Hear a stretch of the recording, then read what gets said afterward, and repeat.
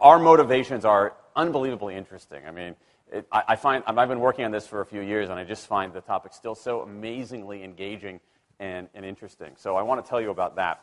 The science is really surprising. The science is a little bit freaky, okay? We are not as endlessly manipulable and as predictable as you would think. There's a whole set of unbelievably interesting studies. I want to give you two that call into question this idea that if you reward something, you get more of the behavior you want. If you punish something, you get less of it. So let's go from London to the mean streets of Cambridge, Massachusetts, in the northeastern part of the United States. And let's talk about a study done at MIT, Massachusetts Institute of Technology. Here's what they did. They took a whole group of students, and they gave them a set of challenges. Things like memorizing strings of digits, solving word puzzles, other kinds of spatial puzzles, even physical tasks like throwing a ball through a hoop. Okay, they gave them these challenges, and they said to incentivize their performance, they gave them 3 levels of rewards. Okay? So if you did pretty well, you got a small monetary reward. If you did medium well, you got a medium monetary reward. And if you did really well, if you were one of the top performers, you got a large cash prize. Okay? We've seen this movie before. This is essentially a typical motivation scheme within organizations, right? We reward the very top performers, we ignore the low performers, and the other folks kind of in the middle. Okay, you get a little bit. So what happens? They do the test, they have these incentives. Here's what they found out. 1, as long as the task involved only mechanical skill, bonuses worked as they would be expected. The higher the pay, the better their performance. Okay, that makes sense. But here's what happens. But once the task called for even rudimentary cognitive skill, a larger reward led to poorer performance. Now, this is strange, right? A larger reward led to poorer performance? How can that possibly be? Now, what's interesting about this is that these folks here who did this are all economists, 2 at MIT, 1 at the University of Chicago, 1 at Carnegie Mellon, okay, the top tier of the economics profession. And they're reaching this conclusion that seems contrary to what a lot of us learned in economics, which is that the higher the reward, the better their performance. And they're saying that once you get above rudimentary cognitive skill, it's the other way around. Which seems like this kind of, the idea that these rewards don't work that way seems vaguely left-wing and socialist, doesn't it? It's kind of this kind of weird socialist conspiracy. For those of you who have those conspiracy theories, I want to point out the notoriously left-wing socialist group that financed the research, the Federal Reserve Bank. So this is the mainstream of the mainstream coming to a conclusion that's quite surprising, seems to defy the laws of behavioral physics. So this is strange. It's strange finding. So what do? They say, this is freaky. Let's go test it somewhere else. Maybe that $50 or $60 prize isn't sufficiently motivating for an MIT student, right? So let's go to a place where $50 is actually more significant relatively. Right? So let's take the experiment. We're going to go to Madurai, India, rural India, where $50, $60, whatever the number was, is actually a significant sum of money. So they replicated the experiment in India roughly as follows. Small rewards, the equivalent of 2 weeks' salary. Small performance, low performance, 2 weeks' salary. Medium performance, about a month's salary. High performance, about 2 months' salary. Okay, so those are real good incentives. Okay, so you're going to get a different result here. Well, what happened, though, was that the people offered the medium reward did no better than the people offered the small reward. But this time around, the people offered the top reward. They did worst of all. Higher incentives led to worse performance. What's interesting about this is that it actually isn't all that anomalous. This has been replicated over and over and over again by psychologists, by some extent by sociologists, and by economists, over and over and over again. For simple, straightforward tasks, those kinds of incentives, if you do this, then you get that, they're great. For tasks that are algorithmic, set of rules where you have to just follow along and get a right answer, if-then rewards, carrots and sticks, outstanding. But when the task gets more complicated, when it requires some conceptual, creative thinking, those kinds of motivators demonstrably don't work.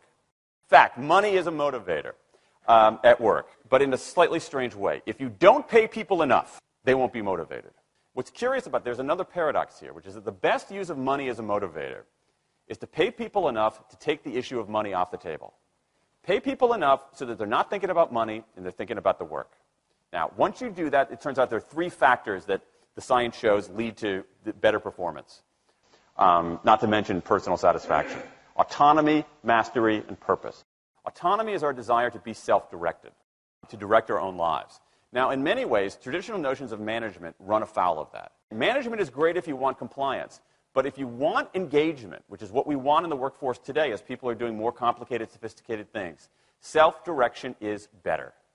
Let me give you some examples of this, of almost radical forms of self-direction in the workplace that lead to good results. Let's start with this company right here, Atlassian, an Australian company. It's a software company, and they do something really cool. Once a quarter on a Thursday afternoon, they say to their developers, for the next 24 hours, you can work on anything you want. You can work on it the way you want. You can work on it with whomever you want. All we ask is that you show the results to the company at the end of those 24 hours in this fun kind of meeting, not a star chamber session, but this fun meeting with beer and cake and fun and other things like that. It turns out that that one day of pure, undiluted autonomy has led to a whole array of fixes for existing software, a whole array of ideas for new products that otherwise had never emerged. One day. Now, this is not an if-then incentive. This is not the sort of thing that I would have done 3 years ago before I knew this research. I would have said, you want people to be creative and innovative? Give them a freaking innovation bonus. If you can do something cool, I'll give you $2,500. They're not doing this at all. They're essentially saying, you probably want to do something interesting. Let me just get out of your way. One day of autonomy produces things that had never emerged. Right, let's talk about mastery. Mastery is our urge to get better at stuff. We like to get better at stuff. This is why people play musical instruments on the weekend. You got all these people who are acting in ways that seem irrational economically. They play musical instruments on weekends. Why? It's not going to get them a mate. It's not going to make them any money. Why are they doing it? Because it's fun, because you get better at it, and that's satisfying.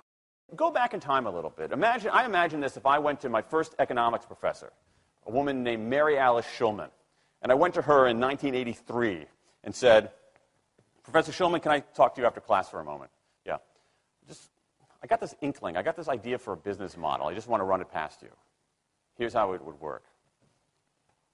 You get a bunch of people around the world who are doing highly skilled work, but they're willing to do it for free and volunteer their time, 20, sometimes 30 hours a week.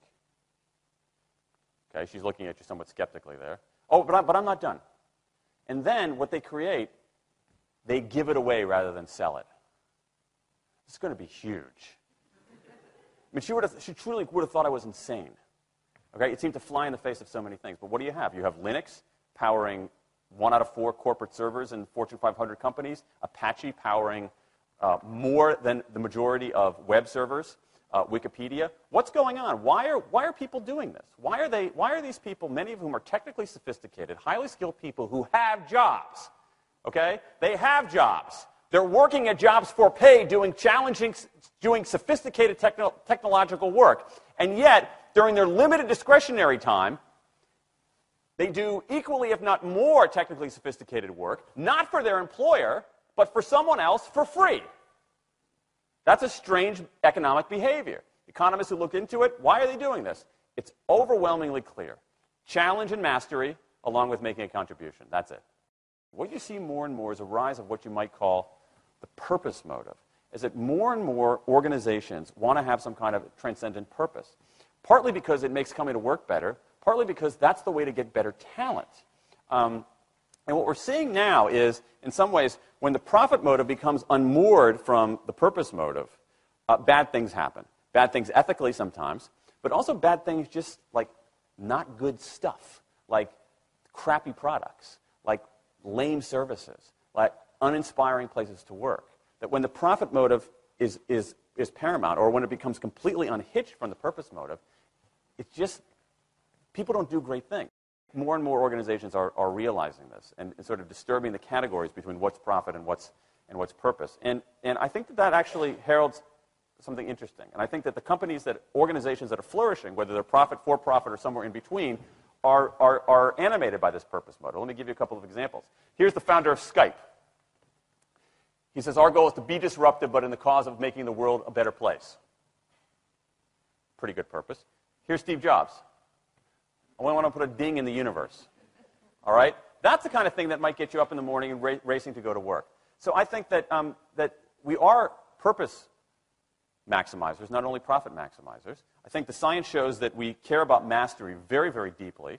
And the science shows that we want to be self-directed. And I think that the big takeaway here is that if we start treating people like people and not assuming that they're simply horses, slower, smaller, better-smelling horses, if we get past this kind of ideology of carrots and sticks and look at the science, I think we can actually build organizations and work lives that make us better off, but I also think they have the promise to make our world just a little bit better.